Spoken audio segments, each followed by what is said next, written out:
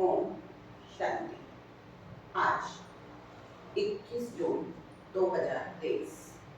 आज जो बाबा की महावाक्य है, बाबा हम बच्चों को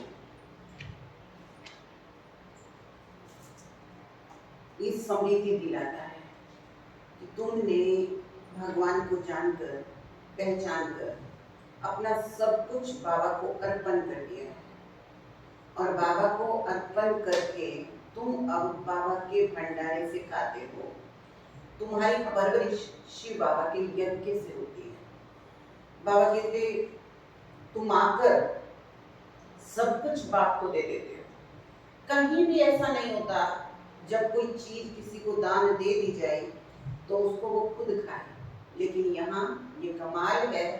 बाबा कहते कि तुम सब कुछ बाप को देते भी हो और फिर ट्रस्टी होकर के संभालते भी, उसका समझ करके खाते हो, तो वो भोजन पवित्र बन जाता है। तो आज बाबा ने कैसे बलि चढ़े, कैसे बादल भर करके ज्ञान सागर से दूसरों पर बरसे, बाबा ने वो विधि बताई है।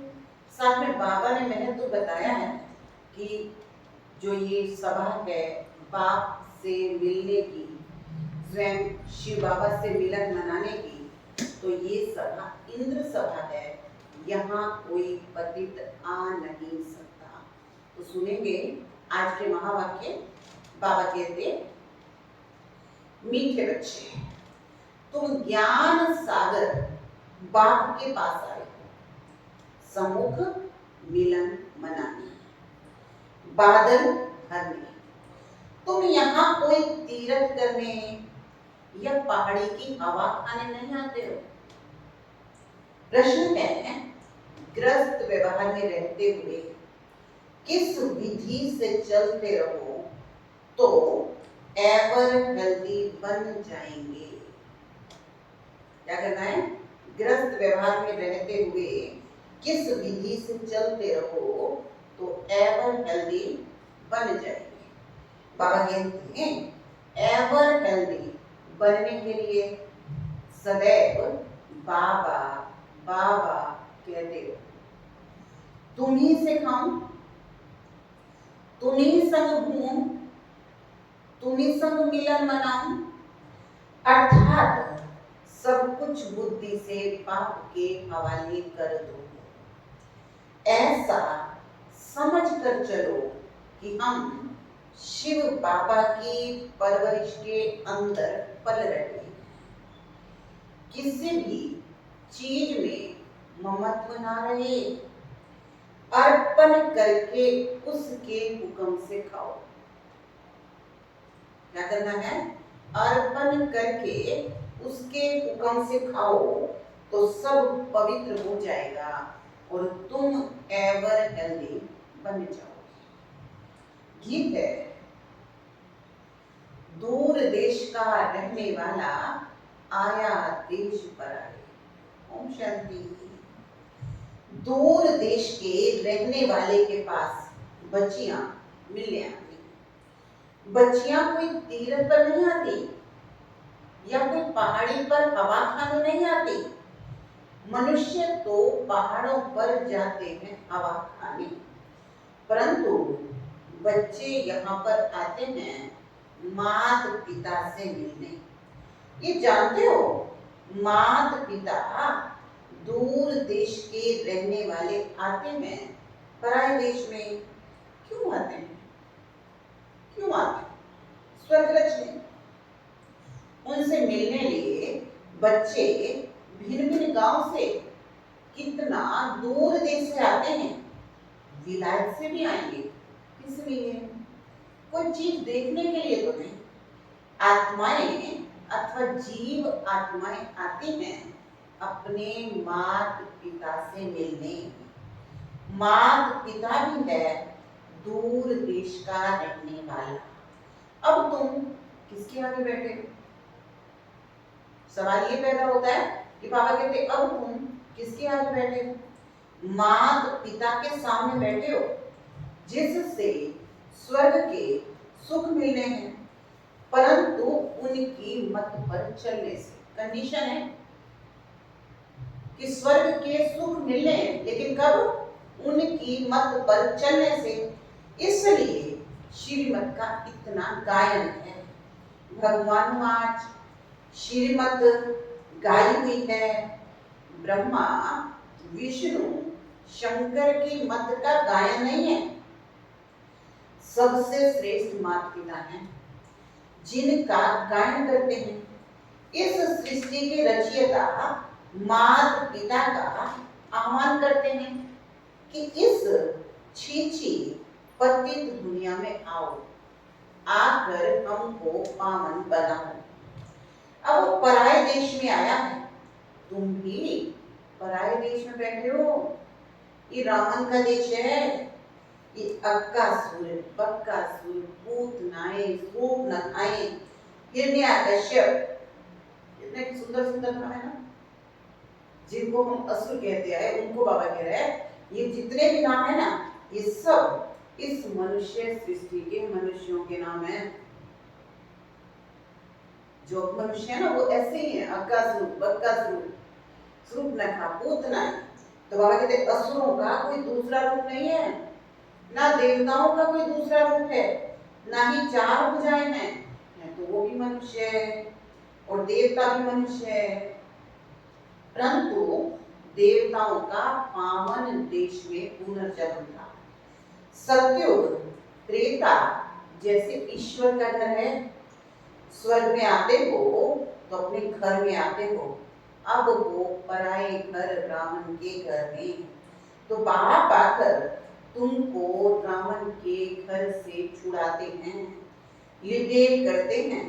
आधा कल्प तुम माया के देश में पुनर्जन्म लेते रहते।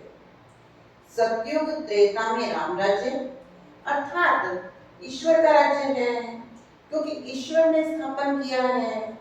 आधा कल्प वहां पुनर्जन्म लेते आए। आधा कल्प रावण के राज्य में पुनर्जन्म लिया। अब बच्चों को समझ पड़ी है कि हम किसके सामने बैठे हैं।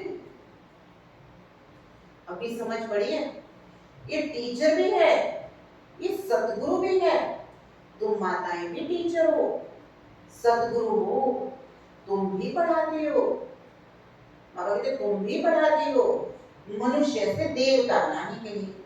अब तो तुम आसुरी संप्रदाय से दैवी संप्रदाय बन रही। तुमको कांटों से फूल बनाने के लिए बाप इस पर सवार होकर आए हैं। ये तो बच्चों से मिलने और देशों में भी जाते हैं। कौन? ब्रह्मा बाबा। बाबा कहते ये तो बच्चों से मिलने और देशों में भी जाते हैं, क्योंकि चैतन्य ज्ञान का सागर है। जड़ सागर तो नहीं है जो डुबो दे, नहीं, ये चैतन्य है, गायन है। आत्मा परमात्मा अलग रहे बहुकाल, सुंदर मेला तब सजा जब सतगुरु मिला। तो उनसे मिलने आत्माएं भी आती है। कहां से बचना आती है, बाप भी चक्कर लगाते हैं। भक्तों ने तो जहां तहां मंदिर बनाए हैं, जैसे क्राइस्ट के जड़ चित्र बनाते हैं। अब वो तो देहधारी है, अब क्राइस्ट क्या है, वो तो देहधारी है। और ब्रह्मा विष्णु शंकर भी देहधारी है। इन सबसे ऊंचा है भगवान। उसका अपना शरीर नहीं है। उनको तो सभी बाप कहेंगे, परम पिता, गॉड फादर। उसका ना तो स्थूल शरीर है, ना सूक्ष्म शरीर है। आते भी हैं जरूर, कैसे आते हैं, यही तो सब भूल गए। ऐसे तो नहीं कहेंगे कि श्री कृष्ण पतित पावन है, ना ही श्री कृष्ण के शरीर में आकर पावन बनाते हैं। तो श्री कृष्ण भगवान वाच रोम बोले। श्री कृष्ण के मुख द्वारा क्या रचे? क्या देवताएं? नहीं, बाबा कहते श्री कृष्ण के मुख से क्या रचे? क्या देवता रचे? बाबा कहते नहीं, पहले ब्राह्मण चाहिए और उसके लिए ब्रह्मा चाहिए। नहीं तो ब्रह्मा का ऑक्यूपेशन कहाँ? कृष्ण का तो पता चल गया, तो ब्रह्मा का ऑक्यूपेशन कहाँ? तो ब्रह्मा का ऑक्यूपेशन ही गुम कर दिया है, ब्रह्मा की बायोग्राफी ही गुम हो गई है। तुम बच्चे जानते हो जो यहाँ आते हो, बाकी जो नहीं जानते वो समझेंगे ये भी एक सत्संग है जहाँ गीता सुनते हैं, परंतु यहाँ कौन बैठ पढ़ाता है ये सिर्फ तुम बच्चे जानते हो। ज्ञान का सागर मोस्ट बिलव्ड माता पिता सुनाते हैं, कितना मीठा, कितना प्यारा है। तुम किसी मनुष्य को मीठा कह नहीं सकते हो।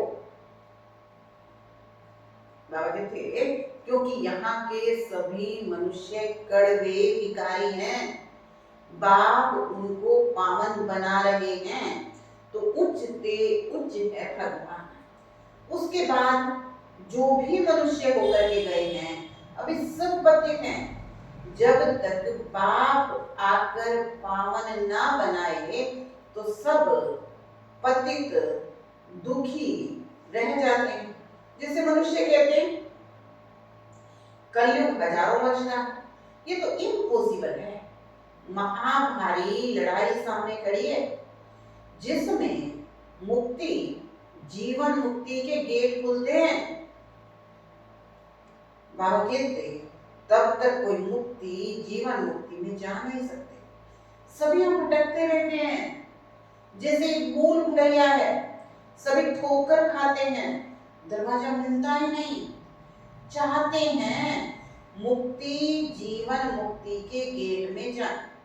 कोई मरता है तो भी कहते हैं स्वर्गवासी हुआ, परंतु ये तो नरक है। स्वर्ग में तब जा सकते हैं जब बाप आए, राजयोग सिखलाए, तब राजाई व प्रजा में पद पा सकेंगे। अब ये तो कमाई है, कहते हैं ना, इसलिए कौन सी कमाई की जो इतना साहूकार बना। मामा कहते कई बार लोग एक दूसरे से पूछते हैं पता नहीं करता धरता तो कुछ भी नहीं है, लेकिन इसने ऐसा क्या किया जो इतना साहूकार बना। तो बाबा कहते तो सत्युग के देवताओं ने कौन सी कमाई की जो ऐसे देवता बने? जरूर कलयुग के अंत में की होगी, तभी तो सत्युग में बने। अब तुम जानते हो हम भी ऐसी कमाई कर रहे हैं जो हम स्वर्ग के मालिक बने। जरूर तुम रिजल्ट स्वर्ग में भोगोगे। अब तुम कलयुग और सत्युग के संगम पर हो, उसको अलग युग कर दिया है। सारे कर्म, अकर्म, विकर्म की गति बाप समझाते हैं। कहते बच्चे अब जो कर्म मैं तुमको सिखाता हूँ वही कर, इसको कलयुग नहीं कहेंगे। संगम युग का किसी को पता है, जब सतयुग से त्रेता होता है तब भी किसी को पता नहीं पड़ता कि सतयुग त्रेता का संगम पास हो रहा है।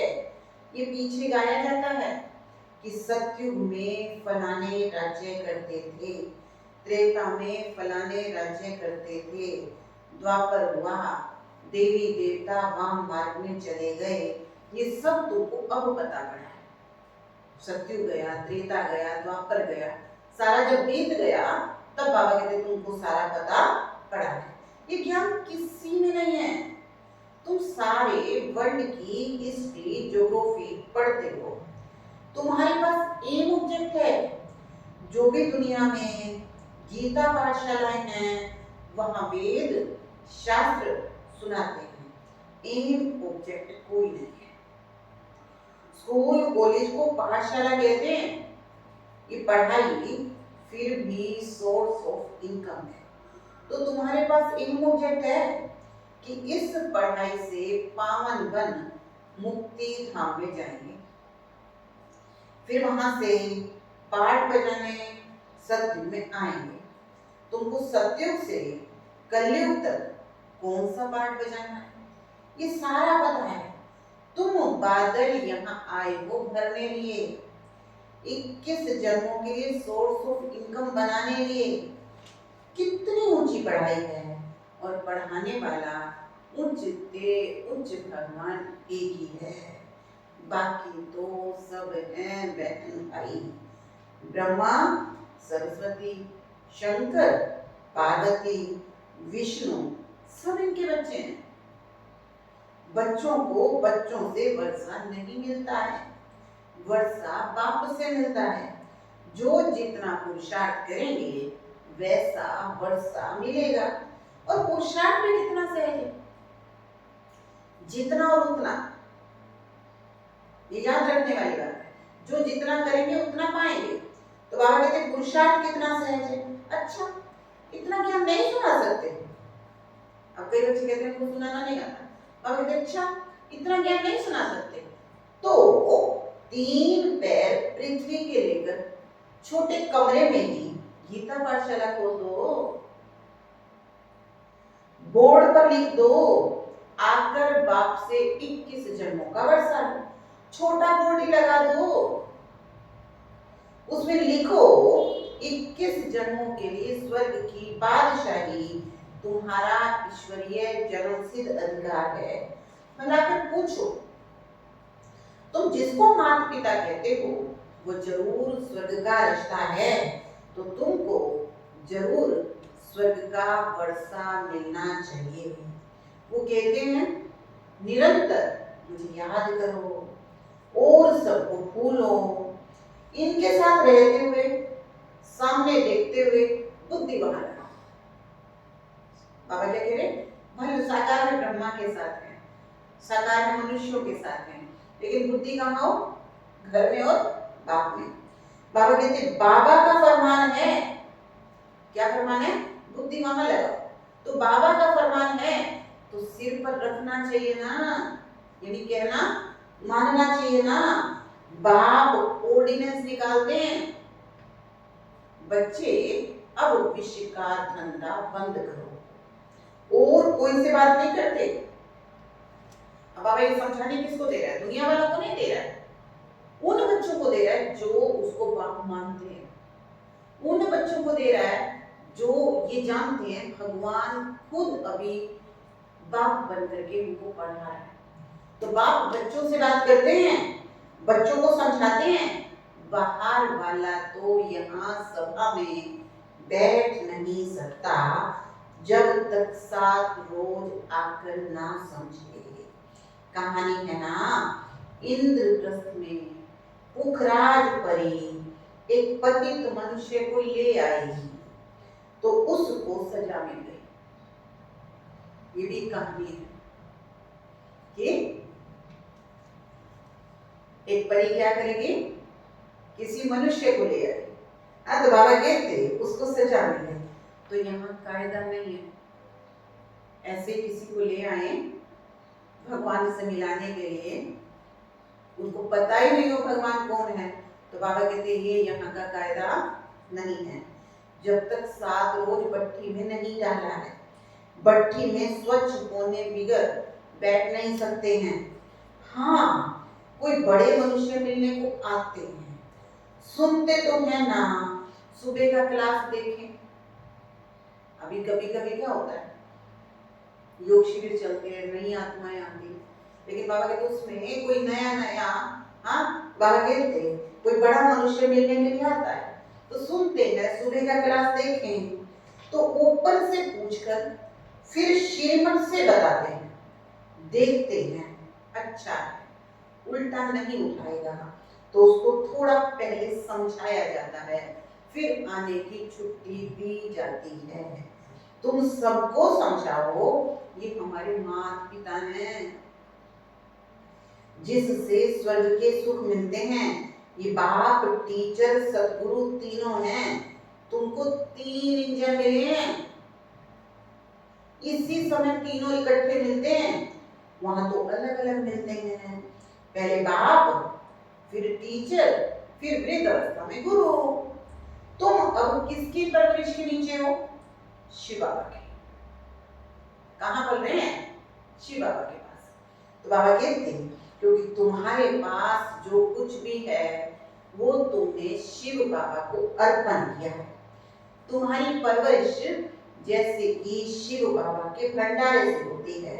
तुमने अपना सब कुछ शिव बाबा को दान दिया है। अब उससे तुम पलते हो। कितना पवित्र मिलता है। ऐसा कहीं होता नहीं है जो दान भी करें और उसी से तुम्हारी परवरिश हो। कहीं दान करते हैं तो कहते हैं ना ये तो मैंने दान दे दिया, मैं नहीं खाऊंगा। लेकिन यहाँ देखो बाबा कहते हैं हम सब कुछ किसको देते हैं? बाबा को देते हैं और फिर उसी को हम खाते भी हैं, वहीं हम पलते भी हैं। तो बाबा कहते हैं कि ऐसा कभी होता नहीं है जो कोई दान करे और उसी से उसकी परवरिश हो। वो तो जिसको दान करते वो खा जाता है। यहाँ तो तुम शिव बाबा को देते हो तो जैसे पवित्र बन जाता है। इससे तुम्हारी परवरिश होती है। बाप कहते घर में रहकर ऐसा समझो सब शिव बाबा का है। ऐसा समझकर खाते हो तो हूबहू शिव बाबा के भंडारे से खाते हो। इसमें कोई ममत्व नहीं, बाप का समझते हो, बाप का दिया हुआ है, बाप को अर्पण किया हुआ है, उसके हुक्म से खा रहे हैं। भल बैठे घर में हैं पर खाते शिव बाबा के भंडारे से हैं। कहते हो ना तुम्ही से खाऊं, तुम्ही संग घूमूं, तुम्ही संग मिलन मनाऊं। तो बाबा बाबा कहने से उनसे योग लगा रहेगा। एवर हेल्दी बन जाओगे। ये है हेल्दी बनने की सैनिटोरियम। उस सैनिटोरियम में सारी आयु थोड़ी रहते हैं, थोड़ा टाइम रह करके चले जाते हैं। यहाँ तो तुम बैठे हुए हो, एवर हेल्दी 21 जन्मों के लिए बनते हो। यहाँ आते हो किस लिए? आधा कल्प लिए ever healthy, ever wealthy, ever happy बनने। क्या करने आए हो? Ever healthy, ever wealthy, ever happy बनने। इस ख्याल से आते हो ना। या हवा खाने व तीरथ करने तो नहीं आते हो। यहाँ आते हो शिव बाबा के पास। बाप भी आते हैं पराये देश में, पराये तन में। गीता जो गाई हुई है कुछ तो राइट होगा ना। आह्वान करते हैं बाप के आने के लिए तो जरूर उनको पतित से पावन बनाने आना पड़े। पतित तो नहीं परम धाम में उनके पास जाएंगे पावन होंगे। अब भगवान को नीचे आना पड़ता है पावन होना। अब अगर पतित तो वहां नहीं जाएंगे परम धाम में पावन होने के लिए, जा ही नहीं सकते। हर एक भगत की आत्मा पुकारती है बाबा आओ। बाप कहते मैं आता हूँ सबकी गति सदगति करने, सर्व के ऊपर दया करने। सर्वोदया तो एक बाप है ना, कौन सी दया करते हैं? श्रीमत देते हैं। श्रीमत तो मशहूर है, जिस पर चलने से श्रेष्ठ अर्थात स्वर्ग के मालिक बनेंगे। फिर जो जितना डायरेक्शन पर चले। अब भगवान तो सबको एक जैसी डायरेक्शन देता है। अब कोई कितना चलते हैं, कोई कितना चलते हैं। अब आप कहते हैं जो जितना डायरेक्शन पर चले, कोई तकलीफ तो नहीं देते हैं। हठ योग करने अथवा तीर्थों पर धक्का खाने, अमेरिका हो, फिलिपाइन हो, जापान हो, कहीं भी हो, रहना तो ग्रस्त व्यवहार में ही है। परंतु रहते हुए कमल पुष्प समान रहना है। जनक का मिसाल है तुम्हारा है राज्य। वो तो कहेंगे स्वर्ग के सुख काग विस्तार समान है। परंतु भारत का राजयोग तो मशहूर है। बाबा कहते इसको कोई जानते नहीं है। प्राचीन योग तो बाप ही सिखाएंगे। गीता, वेद, शास्त्र सब भक्ति मार्ग की सामग्री है। झाड़ को पूरा होना है, फिर इसी झाड़ को सब्जोना है। अभी झाड़ सूख गया, जर्जरीभूत हो गया, फिर यही झाड़ क्या होगा? हरा भरा होगा। तो तुम आए हो माता पिता के पास रिफ्रेश होने। घड़ी घड़ी आएंगे क्योंकि समूह खाने का मजा आता है। यहाँ सदा के लिए तो बैठ नहीं सकते। ला नहीं है। अपना गृहस्थ व्यवहार भी तो संभालना है। बाकी ये पाठशाला अर्जुन बहुत विधि को पाए, ये विघन आदि ना पड़े तो ये बहुत बढ़ जाए, इसलिए विघन पढ़ते रहते हैं। 5000 इकट्ठे बैठकर कैसे पढ़ेंगे, इसलिए लिमिट है। जिनको बाप सम्मुख देख ही ना सके, बाप देखते तो आत्माओं को है, शरीर को नहीं देखते। जोर से देखेंगे तो शरीर ही भूल जाएगा, क्योंकि बाप चुंबक है ना। तो जैसे अनकॉन्शियस होता जाएगा, देही अभिमानी बनते जाएंगे। अच्छा, मीठे मीठे सिकिलदे बच्चों प्रति माता पिता बाप दादा का याद प्यार और गुड मॉर्निंग। रूहानी बाप की रूहानी बच्चों को नमस्ते। हम रूहानी बच्चों की रूहानी बाप दादा को याद प्यार, गुड मॉर्निंग, नमस्ते, ओम शांति।